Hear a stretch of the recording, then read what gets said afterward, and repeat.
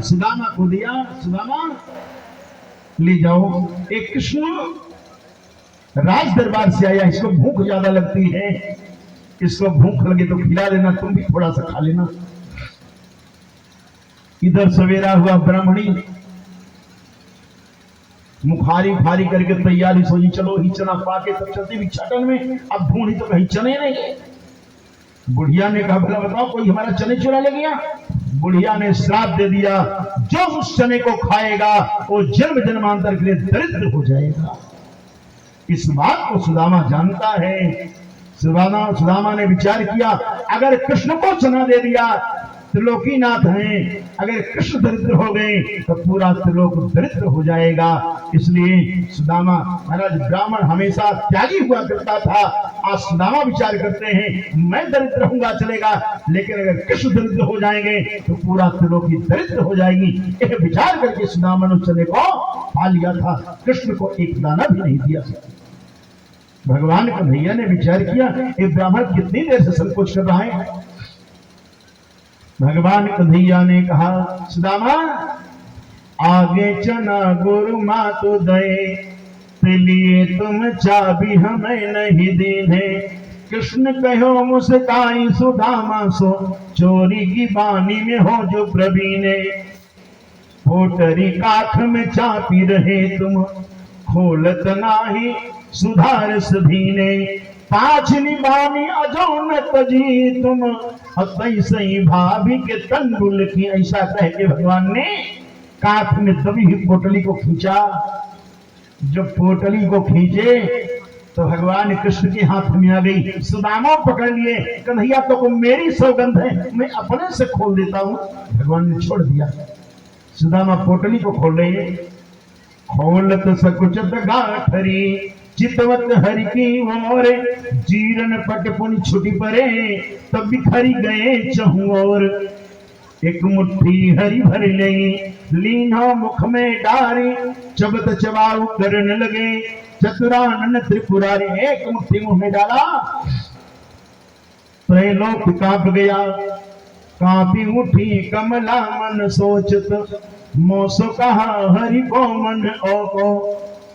रिद्धि कपि सब सिद्धि कपि, नव निधि कपि बभना यह भोगो। शोक भयो सुर नायक को, जब दूसर बार लियो हरि भोग। दूसरी मुट्ठी मुंह में गई, इंद्र घबरा गया, मेरा लोग भी मेरे हाथ से लिया। मेरु डरो बकसई जनि मोही, कुबेर चबावत चाउर चौक्यों। मुट्ठी तीसरी भरत ही, रुक्मिणी पकड़ो बाह, ऐसी तुम कह का भई संपत्ति से अनचाह। कहो रुक्मिणी कान में यह भव कवन मिलाप, करत सुदामा याप सम होत सुदामा याप। प्रभु क्या चल करके सुदामा की कुटिया में रहने का मन है क्या? भगवान कन्हैया ने कहा रुक्मिणी इतना स्वाद प्रेम रस से सुने हुए जो चावल है, इतना आनंद या तो कभी मैया सबरी के यहाँ बेरों में आया था, या कभी विदुर के यहाँ गए थे, विदुरानी ने केले के छिलके खिलाए थे भाव में आकर के। और या तो आज रुक्मिणी महारानी भी कहा हाथ छोड़ने वाली है। रुक्मिणी ने कहा महाराज चरण धुलने में साथ में थी तो प्रसदुआ में हमारा हिस्सा लगना चाहिए, बस जितना बचा लो देवी तुम्हारे हिस्से का।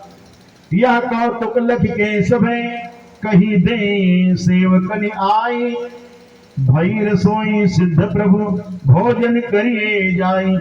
विविध प्रकार के पकवान सुंदर मणिमाणिकों से जड़े हुए वस्त्र पहनाए गए। सुदामा 7 दिवसीय विविध रहे, दिन प्रति आदर भाव।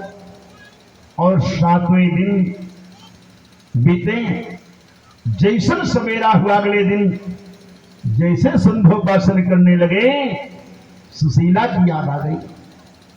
सुदामा ने कहा हो मैं तो यहाँ पकवान कितनी निपटी कितनी बाकी है भैया आशीर्वाद के लिए। उद्धव जी ने कहा महाराज 8 तो पहले आशीर्वाद लेके जा चुकी हैं, 16,100 थी, 500 को आशीर्वाद मिला है, बाकी सब लाइन लगाई खड़ी। जय जयकार हो भैया तेरी। उद्धव ने भगवान कृष्ण की ओर देखा, महाराज ब्राह्मण देवता आई इतनी दूर से, न भोजन न जलपान, अच्छी कसरत करवा रहे हो बेचारे से।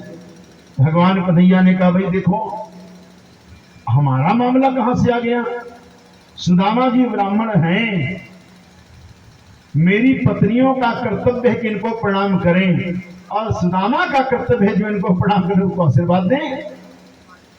उद्धव ने कहा प्रभु सबको खड़ा करके आप साष्टांग प्रणाम कर लो, आपको चिरंजीवी होने का आशीर्वाद दे। सबको आशीर्वाद मिल गया। सुदामा की आंखें लाल हो गईं। अब तक तेरी बुद्धि कहां गई थी? जब हमारा दोनों हाथ जाम हो गया तब तेरी बुद्धि खुली है।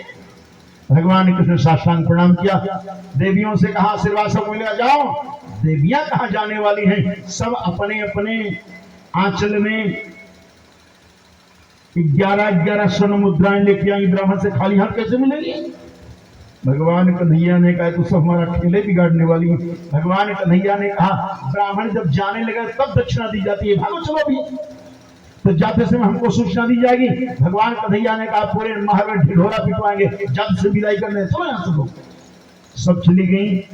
भगवान ने उद्धव से कहा उद्धव राजसभा में जाओ, बता देना आज में नहीं होगा, कार्यवाही स्थगित रहेगी। उद्धव जी जा रहे हैं, नहीं जाएगा तो अपने आप ही कार्यवाही स्थगित रहेगी। हमको भी हटाना चाह रहे हैं, कुछ मामला गोपनीय है लगता है, चले गए। अब जब उद्धव भी चले गए, केवल रुक्मिणी महारानी विराजमान हैं, तब भगवान कन्हैया ने सुदामा जी को छेड़ना प्रारंभ किया। भगवान कन्हैया ने कहा सुदामा ये बताओ तुम कहते हो कि मैं तो कहा आतो वाही पठियो ठेल, मेरी भाभी ने तुमको भेजा? बोले हाँ। तो भाभी ने भेजा है तो जरूर कुछ न कुछ उपाय ने जरूर दी होगी मेरे लिए बेटी, कुछ लाए?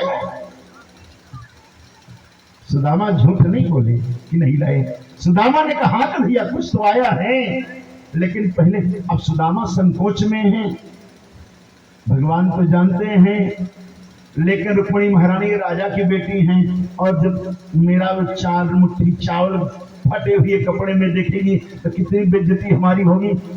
सुदामा ने कहा कन्हैया कुछ पुरानी बातें हो जाए। हाँ हाँ हो जाएगा। सुदामा सोचते हैं बात करते करते रुक्मिणी शायद भीतर चली जाए तो चुपके से निकाल के दे दूंगा, लेकिन रुक्मिणी महारानी एकदम आसन लगाए बैठी है, डट करके देखें आया क्या है इनके यहां से। भगवान कन्हैया ने कहा चलो पुरानी बातें कुछ हो जाएं। सुदामा ने कहा याद है जब हम लोग आश्रम में रहते थे, गुरुदेव महाराज संदीपनी कितना स्नेह करते थे हम लोगों को। भगवान कन्हैया ने कहा वो सब तो ठीक है, पहले भेटी तो निकालो। सुदामा ने कहा जाके पीछे पड़ जाए। अरे कन्हैया और कुछ बातें, हाँ और बातें हो जाए।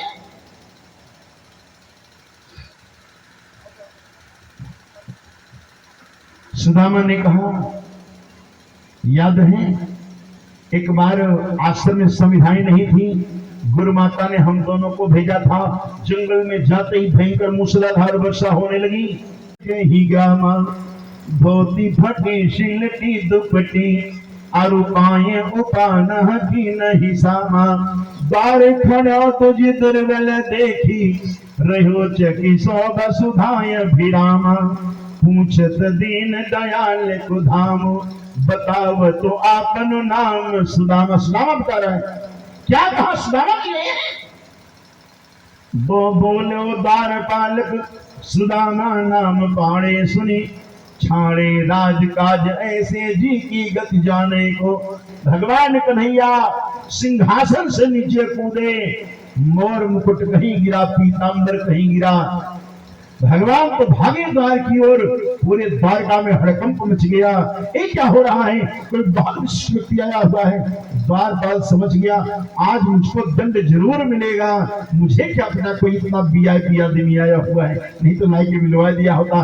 भगवान कन्हैया द्वार की ओर भागते जा रहे हैं। रास्ते में कितने दास दासियों से टकराए हैं। भगवान के पीछे मंत्री दौड़ रहे हैं, संतरी दौड़, तमाम अनुचर लोग भाग रहे हैं।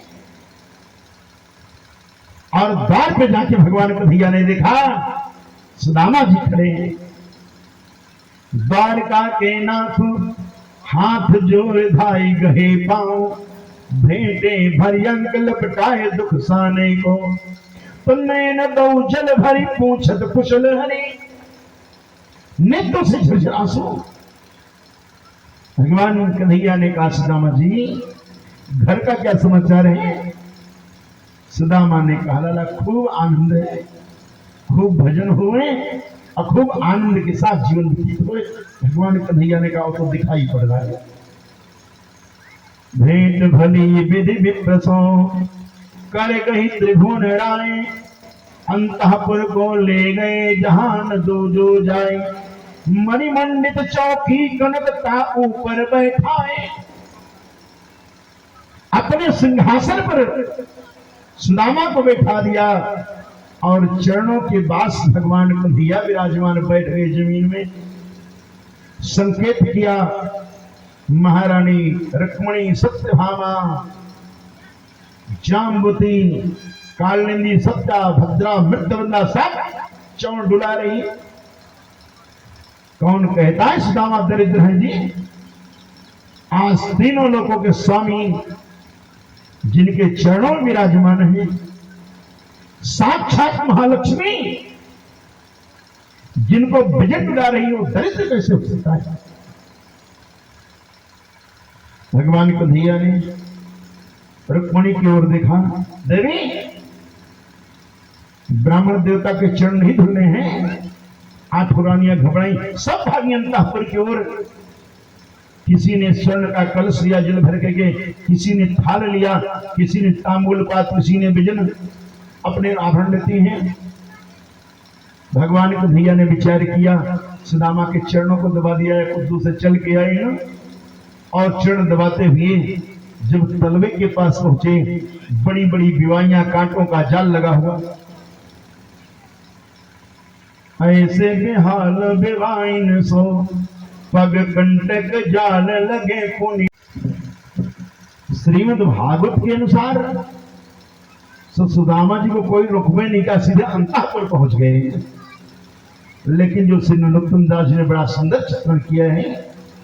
द्वार पर द्वारपाल ने देखा, द्वारपाल तुझ जान के तीनों दंड प्रणाम, विप्र कृपा कर भाष्य शुक्ल नाम, ब्राह्मण देवता कहां से पधारे?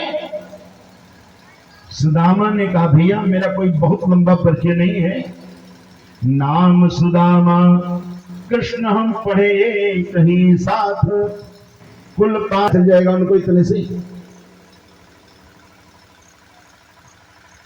द्वारपाल सोचता है ये ब्राह्मण झूठ तो नहीं बोल रहा है। कहां द्वारकाधीश, कहां एकदम चिथड़े में लिपटा हुआ ब्राह्मण एक साथ में पड़ा, अपमान नहीं करता है। पंडित जी आप बैठो, हम द्वारकाधीश से पूछ के आते हैं। अंतःपुर में गया जहां पर भगवान द्वारकाधीश की 8 पटरानियां सेवा में हैं, हाथ जोड़े हुए खड़ा है। भगवान कृष्ण ने पूछा द्वारपाल क्या बात है? द्वारपाल ने कहा प्रभु एक ब्राह्मण आया है, मिलने की आज्ञा चाहता है। भगवान कन्हैया ने कहा द्वारपाल कृष्ण के द्वार संत ब्राह्मणों के लिए बंद कब से होने लगे बताओ ना।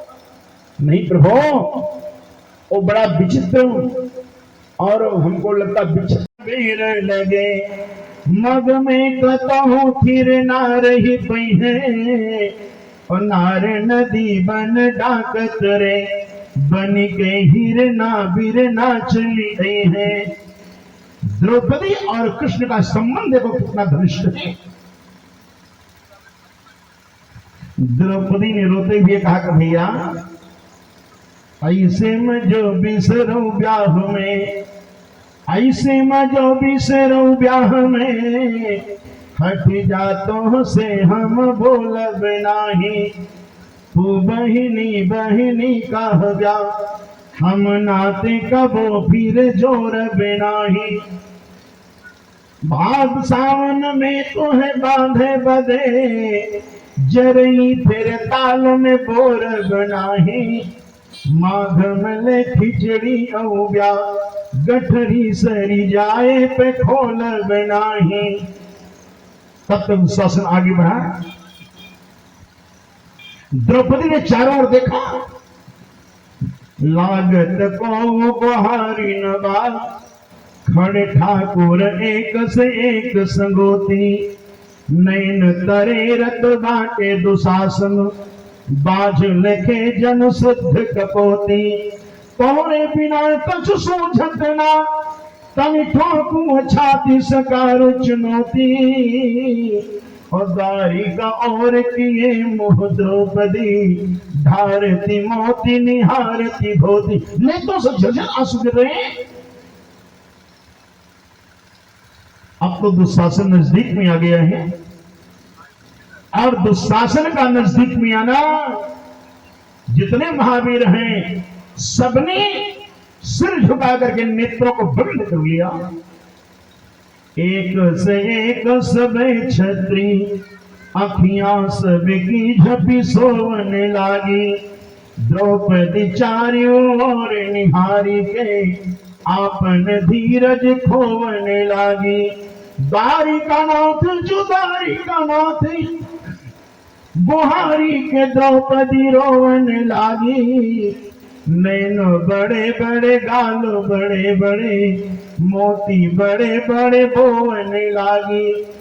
द्रौपदी ने रोते हुए कहा, रे कन्हैया ऐसे करे का रहा तो होगा, तो अनाथन से काहे नेह लगाया। आज से टूटल नाथ है, बहिनी कही के न कबो गोहराया। जातो के मुँह नाही दिखाई, जातो हम के न दिखाया। चक्र सुदर्शन शंख गदा, तिन्हू के अचार बनाई के खाया। लेकिन कन्हैया की तरह सब देखिए, आन के न बहिनी के गुहार में, भारी चला फिर काहे मुड़े रे। मेघ फटे रवि चंद छटे, मिल के तरई अगरे बिछुड़े रे। लोग बिलो की रहे आसमान, कि तीन विमान समान पड़े रहे। आकाश मंडल में 3 विमान दिखाई पड़ रहे हैं, लेकिन ये 3 विमान हैं क्या? लोग बिलो की रहे आसमान, कि 3 विमान समान पड़े रे। आगे पीताम्बर बीच में कान्हा, पीछे बेचारे खगेश उड़े। आगे भगवान का पीताम्बर लहराता हुआ चल रहा है द्वारकाधीश बीच में, और गरुड़ आज भगवान का वेग नहीं पा रहे। भगवान कन्हैया ने वहीं से आवाज दी, कान्हा कहे मन धीर धरा, न के इतना घबराई तू बाटू। साड़ी के ऊपर साड़ी ओढ़ाई, काहे बहिन धीरज खोल बाटू। राह में पानी भी ना पियने, तब हो तू गाल फुलायल बाटू। सारी दोवारी काहे तोहरे, सड़िया बर काहे कोहायल बाटू। तब तक गरुड़ में आवाज, प्रभु जो साड़ियों को खींचने वाला है, 10,000 हाथियों का बल है, इतनी साड़ी आप पाओगे आपसे, तो बताओ। भगवान कन्हैया ने घूम कर गरुड़ की ओर देखा। भगवान कन्हैया कह रहे हैं कि द्वारिका बेचब जाई कुबेर के, ओही से साड़ी के गांठ मंगूबे। जो चुकी जाए रमा से नीलांबर, मांगी ले आए नहीं पहिरोबे। जो इतने पे नहारे दुशासन, तो अंत अचूक उपाय लगूबे। कि छोरी पीताम्बर राठव लाज, नहीं बरे आज दिगंबर हुईबे, नहीं बरे आज दिगंबर हुई। तब तक भगवान दिल की होने पहुंच गए। 5 महावीर पत्नियों की ओर देखती है, जो दास बने हुए हैं दुर्योधन के, सिर झुकाए बैठे। द्रौपदी समझ गई, अगर अब कोई मेरी रक्षा कर सकता तो मेरा भैया कन्हैया कर सकता है। अब तक तो अपने वस्त्रों को हाथों से पकड़ी थी, मैं छत्राणी अपनी रक्षा करूंगी। लेकिन द्रौपदी ने अपने वस्त्र छोड़ दिए, दोनों हाथ उठाए और द्वारका की ओर देखी, और द्रौपदी ने बड़े जोरों से चित्कार किया, द्वारका नाथ पाहि माम, द्वारका नाथ पाहि। द्रौपदी ने रोते हुए भगवान कन्हैया को बुलाया है। द्रौपदी ने कहा कि खींचे तो शासन जोर लगाई के, तेरी हमारी जो सुनी पई है, भौजी की गोद में हुई है तब विश्वास हमें। मौका मिल जाए तो चुरा के ले भाग जाऊं, लेकिन जैसे ही सिर झुकाया, सिमंतक मणि का प्रकाश, भगवान के मुकुट का प्रकाश इकट्ठा हुआ, एक अलौकिक प्रकाश हुआ। तुरंत देखते ही बड़े जोरों से कन्या चिल्लाई। कन्या का चिल्लाना, जामवंत जी पहुंच गए और बस बिना विचार किए भगवान कृष्ण ने मल्ल युद्ध करना प्रारंभ कर दिया। दिन रात का हमारा घनघोर युद्ध चल रहा है और आज 28वां दिन युद्ध करते हुए भगवान कन्हैया ने अपनी मुष्टिका का भयंकर प्रहार किया तो जामवंत के कमर और जंघे की हड्डियां टूट गई, गिरे वहीं पर। और जब जामवंत गिरे तो जामवंत को लगा कि लगता है परमात्मा का अवतार हो गया क्या। लंका से चलते समय राम जी ने ही तो कहा था, जब लंका के युद्ध का समापन हुआ, पूरी सेना विजय पर मना रही, पुष्पक सामने खड़ा है जाने के लिए, भगवान श्री राम सैनिकों का सुंदर पर्व देख करके, क्योंकि उत्सव मना रहे सब, विजय पर्व, बड़े प्रसन्न हैं। पर भगवान ने देखा सब तो प्रसन्न है, कि ऋक्षराज जामवंत जी काहे को मुंह लटकाए खड़े हैं। भगवान पहुंच गए जामवंत के पास में। जामवंत बाबा क्या मामला है, बहुत दुखी दिखाई पड़े हो, पूरी सेना प्रसन्न है, आपकी क्या समस्या हो गई। जामवंत ने कहा, हे रघुनंदन, आपने लंका में इतना बड़ा युद्ध किया, लेकिन हमको एक बार भी नहीं कहा कि जामवंत जी जाकर के फला मोर्चा तुम ही संभाल लो। ठीक है, हमने युद्ध किया जहां उसे समझा, लेकिन आपने क्यों नहीं आज्ञा दी, इसकी चिंता हमको हो रही है। भगवान श्री राम ने कहा, जामवंत जी, युद्ध नीति कहती है युवा लोगों को इस स्थल में भेजो, और जो बूढ़े लोग हों उनसे नीति सलाह लेकर के काम करोगे, जरूर तुम्हारी विजय होगी। जामवंत ने कहा, क्या कहा, हमको बुढ़ा कह दिया तुमने, आओ हमारे तुम्हारा युद्ध हो जाए। अरे भाई, रावण ने भी जामवंत को वृद्ध ही घोषित किया। जब अंगद गए हो तो रावण पूछ रहा है कि तुम्हारे कटक माझ सुन अंगद, मौसम लरही कवन जोधा बदे, तब प्रभु नारी विरह दुख दीना, अनुजता सुदुख दुखित मलीना। जामवंत मंत यति बूढ़ा, सौ की हो अब समरारूढ़ा, तुम सुग्रीव कुल द्रुम दो, बंधु हमार भीत यति सोवो, शिल्प कर्म जान ही नल नीला, है कपिये को महाबलशीला। तुम्हारी सेना में एक ही बलवान है। बोले कौन? रावण ने कहा, वही आवा प्रथम नगर जहि जारा। रावण जीवन अगर किसी से खौफ खाया है, डरा है, केवल हनुमान जी महाराज। राम लक्ष्मण को तिनके के समान समझता है। सुग्रीव अंगद दुविधमयंद जामुन सबको तिल के समान समझता है, लेकिन युद्ध करते करते कहीं हनुमान जी सामने दिखाई पड़ जाए, थर थर थर थर हृदय कांपने लगता है। ये बंदर आ गया, पता नहीं क्या कर डालेगा। रावण ने कह दिया वृद्ध तो कोई बात नहीं, वो शत्रु था। अब कोई पूछे कि जामवंत जी आप स्वयं भी तो घोषणा कर चुके हम बूढ़े हो गए हैं। जब समुद्र लंघन का प्रकरण आया ना, निज निज बल सबका हु भागा, पार जाई कर संशय राधा, तो बूढ़ भयो अब कहे ऋषेसा, नहीं तर रहा प्रथम बल्लेसा। जामवंत ने स्पष्ट कहा भैया हम तो बूढ़े हो गए, अगर जवानी होती तो आज मैं क्या से क्या कर डालता। अपने से कह दिया तो कोई बात नहीं, रावण कह दिया शत्रु है तो कोई बात नहीं, राम जी ने कैसे कह दिया। बस जामवंत ने अपनी भुजाओं को जोरों से फड़फड़ाया, हे रघुनंदन आओ न यहीं पर समुद्र के किनारे लंका के सुमनांगण में हमारा तुम्हारा मल्ल हो जाए, देख लो बूढ़े जामुन की ताकत कितनी है। राम जी ने विचार किया बड़ी समस्या है, मर्यादा पुरुषोत्तम है, अगर लड़ेंगे तो पराजित करना पड़ेगा।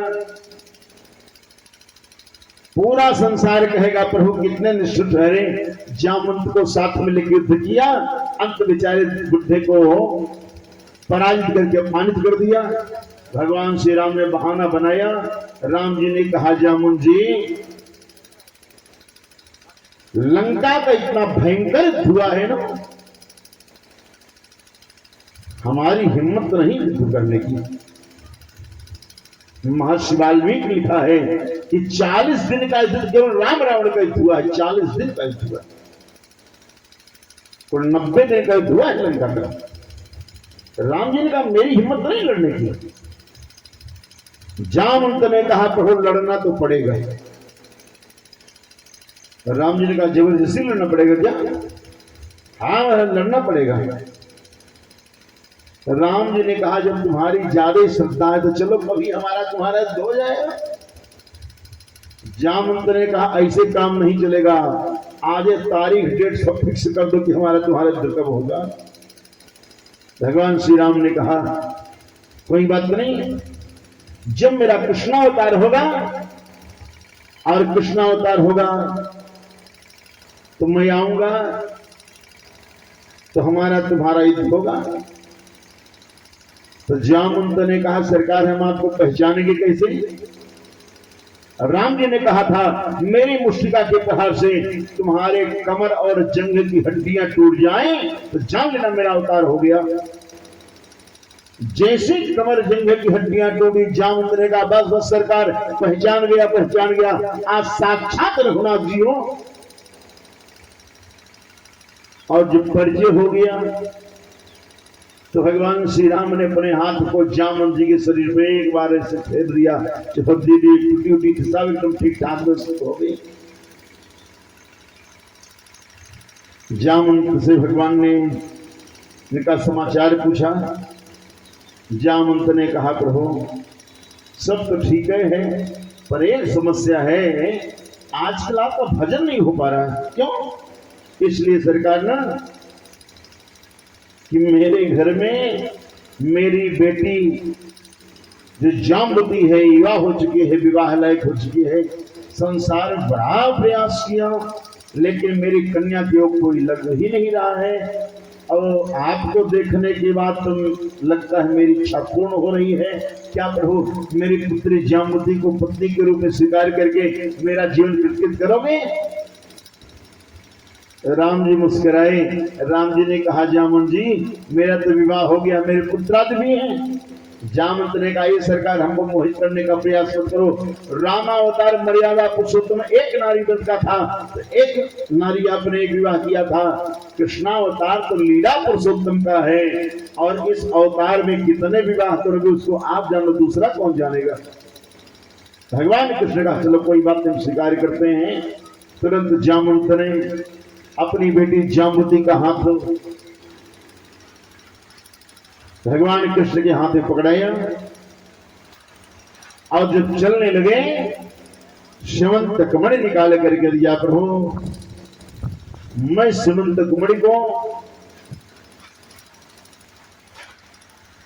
सिंह से जीत करके लाया था, और नियम है पिता को अपनी कन्या के विदाई के समय सामर्थ्यानुसार कुछ दे के विदा करना चाहिए। मैं ये भी जानता हूं आप यहां आए हो सरकार श्यमंतक मड़िए के लिए आए हो, और कोई आने का प्रयोजन नहीं है। चलो ठीक है, अब आप इसको ले जाओ, चाहे अपने पास रखो चाहे सत्राजित को देना, हमको कोई आपत्ति नहीं।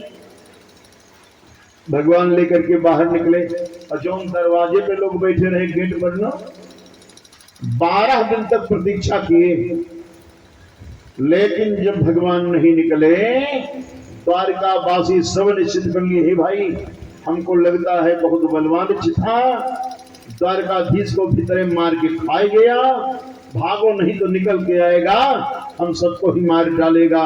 सब भाग करके आए द्वारका में और घोषणा कर दी कृष्ण को गुफा के भीतर रिछ खा गया। पूरी द्वारका शोक मग्न हो गई, सब लोग बड़े दुखी हैं, जगह जगह सत्याजित को गालियां दे रहे हैं। आज भगवान श्री कृष्ण जाम्बती को लिए हुए आए, लोगों ने देखा द्वारकाधीश आए, साथ में एक पत्नी भी लेकर के आए हैं। द्वारकावासी बड़े प्रसन्न हुए। भगवान श्री कृष्ण ने अपनी सुधर्मा सभा में सत्राजित को बुलाया, श्यमंतक निकाल करके दिया, लो भैया तुम्हारी श्यमंतक मणि। ये मणि कहां से मिली? गांव वालों से पूछो। गांव वालों ने कहा सत्राजित तो तुम्हारी इस मणि के लिए द्वारकाधीश से प्राणों की बाजी लगा करके इतना घनघोर करके आए, मणि तो ले लिया लेकिन बहुत दुखी है बेचारा। पूरे नगर में लोग गालियां दे रहे हैं। मुंह लटकाए हुए घर पहुंचा, पत्नी ने पूछा हो क्या गया तुमको? सत्राजित ने कहा पूरे द्वारका में लोग गाली दे रहे, करो तो क्या करो? पत्नी ने कहा तुम मेरा बुद्धू लग रहे हो, मेरी बात मानो, कृष्ण को अपना संबंधी बना लो, फिर देखते तुमको कौन गाली दे। क्या संबंधी बनाओ? पत्नी ने कहा इतना भी ध्यान नहीं है, अरे पुत्री सत्यभामा है, ले जाकर के कृष्ण को पत्नी के रूप में समर्पित कर दो, फिर तुम उनके पिता के तुल्य ससुर बन जाओगे, फिर देखते तुमको कौन गाली देता है। तुरंत सत्यभामा को साथ में लिया, भगवान के चरणों में जाकर के सत्राजित गिर गया। सत्राजित ने कहा प्रभु हमसे बड़ा अपराध हो गया, हमने बिना जाने समझे आपको झूठा कलंक लगाया। भगवान कृष्ण ने कहा कोई बात नहीं राजन, हर व्यक्ति को भ्रम हो जाता है, तुम्हारी गलती थोड़ी इसमें नहीं प्रभु, हम तब समझे कि आपने हमको क्षमा कर दिया जब मेरी पुत्री सत्यभामा को पत्नी के रूप में स्वीकार कर लो। भगवान कन्हैया ने कहा आवश्यकता तो नहीं थी, लेकिन अगर तुम्हारा हक है तो लाओ स्वीकार करते हैं। भगवान ने सत्यभामा को स्वीकार कर लिया। एकदा पांडवान दृष्टम भगवान पुरुषोत्तम इंद्रप्रस्थापिता श्रीमान। एक बार पांडवों से मिलने के लिए भगवान इंद्रप्रस्थ गए हैं, बड़ा स्वागत हुआ। अर्जुन ने कहा प्रभु जब हम दोनों लोग एक साथ में रथ पर बैठ करके आखेट करने के लिए चलते हैं ना, बड़ी सुंदर शोभा होती है, चलो ना आखेट करके आते हैं। भगवान कृष्ण और अर्जुन एक साथ रथ पर विराजमान हुए। जमुना के किनारे से इनका रथ जा रहा था। भगवान हर जगह गए लेकिन वृंदावन लौट के नहीं गए। इसका कारण क्या था इसको तो परमात्मा ही जाने, पर शास्त्रकारों ने तमाम उसके कारण बताए हैं। पहला कारण कंस के मरने के बाद उसका ससुर जरासंध आक्रमण पर आक्रमण करना प्रारंभ कर दिया। भगवान विचार करते हैं अगर मैं बाहर गया मथुरा के, अब कहीं जरासंध ने आक्रमण कर दिया तो मेरे न रहने पर पूरी मथुरा को मटिया मेट कर देगा। कुछ लोगों ने कहा जी कितनी दूर है ये है वृंदावन मथुरा से, भगवान चाहते तो चले गए होते। फिर कहते हैं देखो उसका कारण था, अब तक जो ब्रजवासियों का प्रेम था भगवान का दुख था।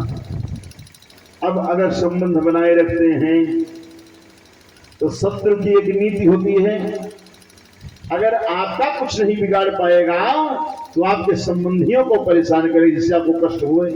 अगर मथुरा का कुछ नहीं कर पाया, जरासंध जा करके ब्रजमंडल को तहस नहस कर दिया होता।